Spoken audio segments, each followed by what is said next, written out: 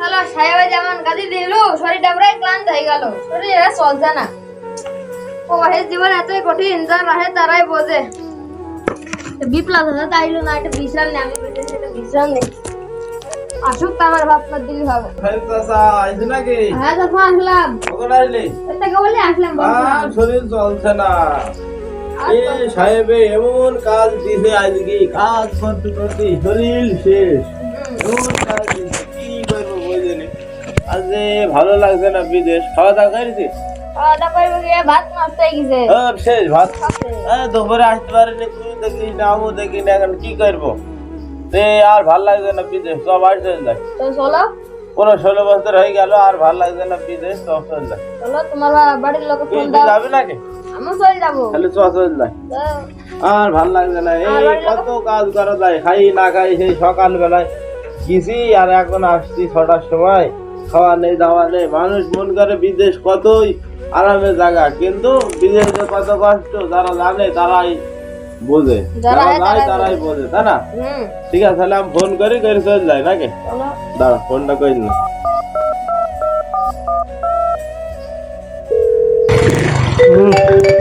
কে phone দিল একটু দেখি।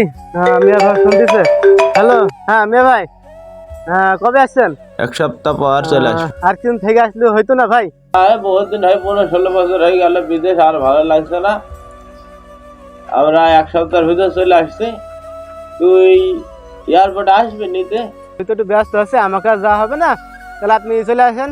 হ্যাঁ হ্যাঁ হ্যাঁ, আচ্ছা ঠিক আছে, রাখি, আল্লাহ হাফেজ। মিয়া ভাই আসছে, ঝামেলা একটু পাইকি গেল। মিয়া ভাই আসার সময় পাইল না, কি যে করি। হ্যাঁ যাবার তো হবে, পরে দেখা যাবে, যাই।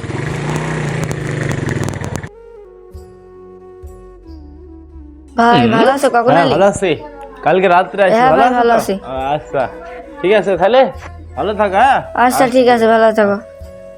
যাও। আসসালামু আলাইকুম চাচা। ওয়ালাইকুম আসসালাম। চাচা ভালো আছো? হ্যাঁ ভালো আছি, তুমি ভালো আছো তো? হ্যাঁ চাচা। তো বাড়ি চলে এলি? আর চাচা ওই 15-16 বছর বিদেশ কাটলাম, আর ভালো লাগছে না। শরীর তো হ্যাঁ, শরীরের অবস্থা এই যা দেখছো, বিদেশে বোঝো না, খুব কষ্টের কাজ, অনেকদিন কাটালাম। তো তাহলে পরে কথা বলবি না? ভালো থাকো। হ্যাঁ আচ্ছা ঠিক আছে, আচ্ছা ভালো থাকো। পরে আসবো না? আচ্ছা ঠিক আছে, আচ্ছা বাবু, তুমি তাহলে টিভি দেখো, হবে? আমি একটু মাঠে যাবো, ঠিক আছে? আচ্ছা, আমি হলেও মাঠটা দেখে আসি দিন। মাঠে মনিশ টুনিশ লাগবে কিনা, ভোট লাগানোর সময় হয়ে গেল, জমির একটু সাফ কথা দেখে আসি, মাঠ থেকে ঘুরে আসে।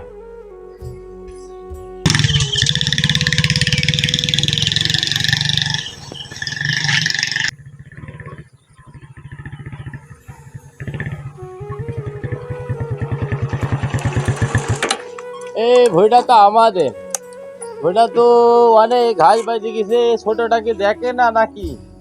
জমিটা ঘাস বাইতে গেছে, কয়েকটা লেবার দেখি ঘাসগুলা পরিষ্কার করতে হবে। ঘাসগুলা পরিষ্কার না করলে ভুঁইটা লাগাবো, একটু চাষ মাস করে রাখি, ভুঁইটা লাগিয়ে দিলে হবে। যাই কয়েকটা লেবার দেখে আসি, মুনিশ লেবার না দেখলে হবে না। নেই এখানে দাঁড়িয়ে থেকে লাভ নাই, কয়েকটা লেবার দেখি। ছোটটা কি করেছে? হ্যাঁ জমিটা ঘাস মাস বাইতে আইল মাইল গুলা মারবে, কি করেছে বলো জানে? যাই কয়েকটা লেবার পাইতে দেখি।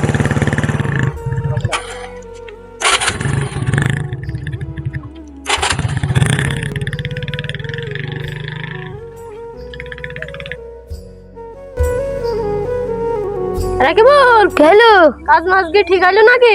না না, এখনো ঠিক হয়নি, গেরস্ত তো আসেনি। সংসার যা চলছি না রে, গেরস্ত কি আর আইবি না? একটু বসি না, একটু বসি। বুঝলি? তাহলে একটু ভালো করি বস, গল্প মল্প করি নাকি?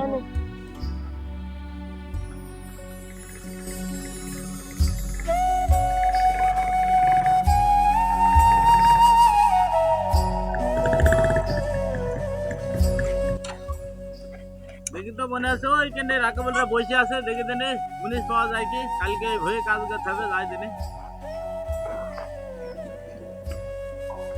ওই রাকেবুল চাচা, কি হলো চাচা? কালকে আবার কাজ করে দেওয়া যাবে না? হ্যাঁ যাবে, যাবনি কখন যাবো? 3 জনাই যাই, 3 জনে কাজ করো। হ্যাঁ তাহলে 3 জনাই সকালকে যাবো, হবে তো? হ্যাঁ, আমরা কোনো গেরস্ত পাইছিলাম না, তার জন্য একটু মনে সুখে গল্প আরে ঠিক করছিলাম। আছে, সবাই সাথে রুজির মালিক আল্লাহ পাগল, কম বেঁধে কাজ ঠিক হয়ে যাবে, ঠিক আছে? তুমি হইলে সকাল বেলায় তিনজনে সকাল করে রেডি চলে আসবে হবে তো? আমরা সকাল করে আমার যাই। এই ভুই চিনিস ওই বিলের ভুই? হ্যাঁ ওই ভিটা ওই তাল গাছের পাজরে জানিস? আচ্ছা ঠিক আছে তাহলে। আমরা দেরি করার মানুষ না। আচ্ছা ঠিক আছে দেখবেন কেন সকালে আপনি যাই। জানাই সকালে চলে আচ্ছা আসবো। ঠিক আছে আমি দেখব। এই তোদের এত দেরি কেন? চাষের কাজ করতে হবে, মনে নেই নাকি? ঘুম তুলতে থেকে হবে কেন? আমরা তো বলি দিয়েছি সকাল ভোরবেলায় চলে যাবো। বেলা হয়ে গেছে, জোরে জোরে হাট দিস। তো বেলা হয়ে গেল মনি দেখলাম এখন আইলা। আমরা চলে আসি গো। এত বেলা হলে হয় লাগে? আমার বেলা হয়ে গেছে গো, দেখো এই সব ঘুমতে উঠতে দেরি করেছে। এই ভুই তাহলে কাজ শুরু করে দাও। এই দেই ভুই নে রাব চ আস্তে আস্তে।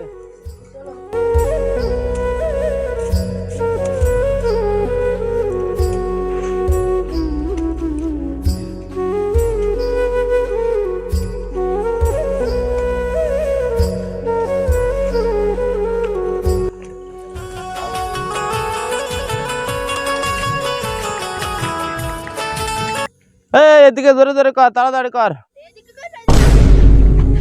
কারা কাজ করছো হে? হলো তুমি কি ডাকো? আমি তো এই জমির মালিক কেন? হ্যাঁ জমি মালিক আমি যে এই জমি তো আমাদের। হ্যাঁ আমি যে 4-5 বছর আগে কিনেছি। আরে না এই জমি আমাদের শরিকানা জমি। তুমি কাজ ছেলে? আমি তুফানের ছেলে। তুমি কোন ছেলে আছেন? বিদেশ ছিলাম 15-16 বছর বিদেশ ছিলাম। এই জমি আমাদের শরিকানা, তাল গাছের পাশের জমি পরে। আমরা জানতাম তোমার একটা ছেলে। ওই পাগল আমি বিদেশ ছিলাম যে। এই জমি তো আমার। তুমি বুঝতে পারো তোমার এই জমি কোনো কাগজ পাতি আছে? তোমার ছোট ভাই শাহিন নায়কের জমি বেচে দিছে আমাকে।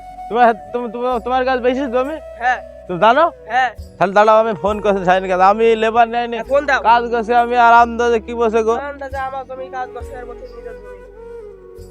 দেখছি আমি, দাঁড়াও এখন আমি ফোন দিচ্ছি। বিরাট ব্যাপার হয়ে গেল।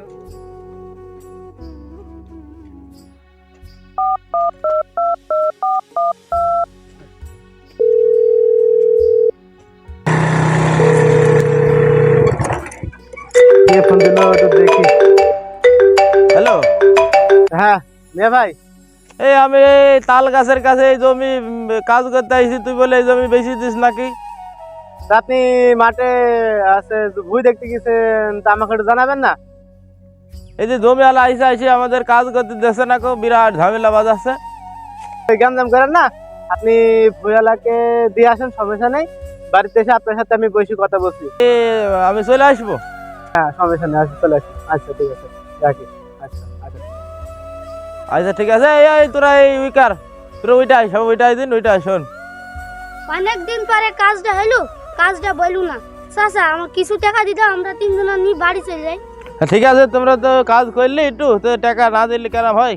কিছু টাকা নাও নি চলে যাও। হ্যাঁ, আর জমি নাকি বিক্রি করেছে বলে আমি যাই শুনছি। হ্যাঁ চাচা, তিনজনে 500 টাকা দিলে হবে না? হ্যাঁ একটু বেশি করে দাও। চাচা, আমার কাছে এই টাকাগুলো আছে, 500 টাকা রাখো হবে। তিনজনে 500 টাকা নাও, এই দেখে আর কিছু নাও নি। যাও, আমি ওই ছোটটাকে বাড়ি যাই দেখি হবে। আচ্ছা যাও, আপনি চলে যান, আমি দেখছি। যান চলে যান। এই শাহিন ঘরে আছিস? হ্যাঁ ভাই ঘরে আছি। তোর সাথে কথা আছে বয়স দিনে। বলেন। এই আমি যে কিছু লেবার নিয়ে গেছিলাম ওই তাল গাছের পাশের জমিটা কাজ করতে। জি তো ওই জমি আমাকে ওই জমি আলা উঠে দিল। ওই জমি বলে তুই আহমদের কাছে বেশি দিছিস নাকি? জি, তো কি ব্যাপার, ওই জমি তুই বেচলি কেন? জি ঠিকই শুনেছেন, আমার একটু সমস্যা ছিল, দরকার ছিল, আমি একটু কাজে লাগাইছি, এজন্য বেশি দিয়েছি। কেন তুই ওই জমি বেচলি কেন? আমি তোর 15-16 বছর বিদেশ থাকি, তোর আমি টাকা পাঠালাম। সেই টাকা তুই কি করলি? টাকা পয়সা যাক আমি একটু কাজে লাগাইছি, তা আপনাকে কত কৈফত আমি দিতে পারবো না। তা আমি আরো জায়গা জমি আছে আমার বাপের, আমার কাজে লাগে তাহলে আমি সেটা বেচবো। আপনার কিছু করার আছে? তোকে আমি যে এত টাকা দিলাম, খাই না খাই, বিদেশে প্রবাসে যারা যায় তারাই জানে কি কষ্ট। তোকে আমি খাই না খাই, রাত্রে ডে নাইট ডিউটি করি, তোকে মাসে মাসে টাকা পাঠাই। তোর মুখ ফান তাকে আমি কোনোদিন সংসার করলাম না। আর তোকে এত টাকা পয়সা দিলাম, তুই তাও আমার বাপের জমি, শরিকানা জমি তুই বেশি দিলি। তুই ব্যাপার কি আমি বুঝলাম না তো।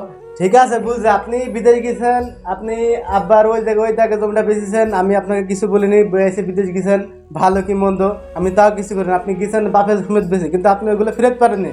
আমার এখন দরকার পরিস্থিতি, আমি তাল গাছের জমি বিক্রি দিয়েছি। আমি তো তোর 15-16 বছর টাকা দিছি, দিনি বল। এই টাকা তুই কি করলি? টাকা দিয়েছেন, ওই টাকা তো আমার হাত খরচই হয় না। ও টাকা আপনি আজকাল জানেন হাত তাহলে খরচ হয় না। তুই করিস কি এত টাকা তুই কি করিস আমাকে তাই বল। আমার কাজ করি, জমিটাও বেশি দিলি আবার তুই। আমার সমস্যা আছে বেশি, আপনার করার কিছু আছে? রে আমি 15-16 বছর বিদেশ থাকি, মাসে মাসে 50,000, 1 লাখ, 30,000, 20,000 টাকা দিলাম। সেই টাকা তুই কি করলি? আবার জমি বেচলে টাকার হিসাব দে।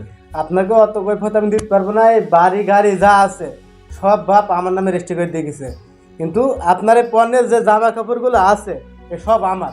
আপনি এইগুলো পরেন, করি এই ঘরে মনে খোলেন, খুলে তো চললাম। আপনাকে আমি কিছু- আমি আমি যে এই 15-16 বছর বিদেশ খেললাম, আমার কিছুই নাই। না না আপনার কিছু নেই, মাসে মাসে আমি টাকা দিলাম, আমার কিছুই নাই। না না আপনার কিছুই নেই, সব তোর। সব আমার, সব আমার। আপনি খোলেন, সব আমার, আপনি খোলেন। বেরাও, বাড়িতে বেরাও। তোমাকে আর এই বাড়ি কোনো জায়গা নেই, বাড়ি সব তোমার, বাড়ি কোনো জায়গা নেই, বেরাও।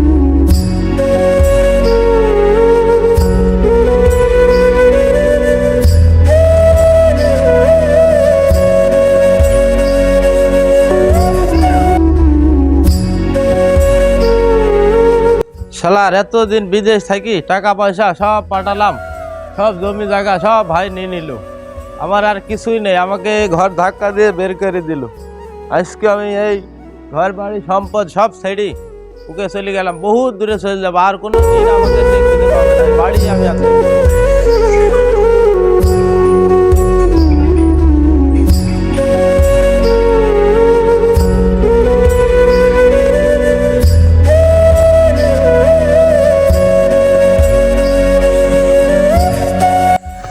ছোট ভাই বড় ভাইয়ের সাথে প্রতারণা করেছে, বড় ভাই কোথায় যেন হারিয়ে গিয়েছে, আর কোনো দিন ফিরে আসেনি।